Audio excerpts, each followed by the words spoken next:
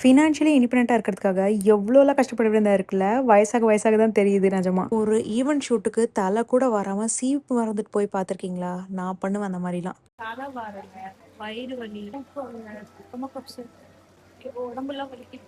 இதெல்லாம் வச்சுட்டு ஒரு ஷூட் வந்திருக்கேன். ஷூட் முடிச்சுட்டு இப்ப திருப்பி போய் வீட்டுக்கு போய் வாய்ஸ் ஓவர் கொடுத்துட்டு அப்புறம் எடிட் பண்ணி போட்டுட்டு அப்புறம் வேலை இல்ல. ஒரு ஷூட்காக சென்னை போயிருந்தேன். என்னோட இன்னொரு ப்ரொஃபைல் அனுமதில நீங்க ஃபாலோ பண்ணிருந்தீங்கன்னா, அதில அவுட்புட் நீங்க பார்க்கலாம். கிளம்புற அன்னைக்கு நைட்டே நெறைய வேலை, டயர்டா தான் இருந்தேன். அதுக்கப்புறமும் சரி ப்ராமிஸ் பண்றோம் ஷூட்ட போலாம் அப்படின்னு நினச்சு போனா, அங்க போனதுக்கப்புறம் ரொம்ப உடம்பு முடியல.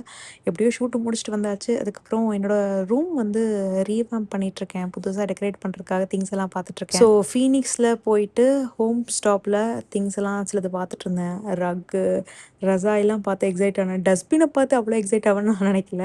அதான் அடல்ட்டிங்ன்னு புரிஞ்சுது. இந்த மாரி விஷயங்கள்லாம் பார்த்து நான் வாழ்க்கையில எக்ஸைட் ஆனதே கிடையாது. அதுக்கப்புறம் செஃபாரா போயி டயோரோட ஃபவுண்டேஷன் ஸ்டிக் என்னோட ஷேட் என்னன்னு ட்ரை பண்ணி பார்க்கணும். ஆனா ரொம்ப எக்ஸ்பென்சிவான ப்ராடக்ட். அத டைரக்ட்டா ஆன்லைன்ல வாங்க முடியாது ஷேட் என்னன்னு தெரியாம. அதனால அத ட்ரை பண்ணி பார்க்கணும்னு சொல்லி நினச்சு, அத ட்ரை பண்ணி பார்த்தேன். என்னோட வாய்ஸ் ரொம்ப டயர்டா இருக்கு. ஏன்னா நான் இன்னும் சிக்கா தான் இருக்கேன். இன்னும் சரியாகல ஃபுல்லா. ஆனாலும் கன்சிஸ்டன்சி விடக்கூடாது அப்படிங்கிறதுக்காக இந்த வீடியோ எடிட் பண்ணி போட்டுட்டேன். That's day 24 of 30 days of staying consistent. Bye.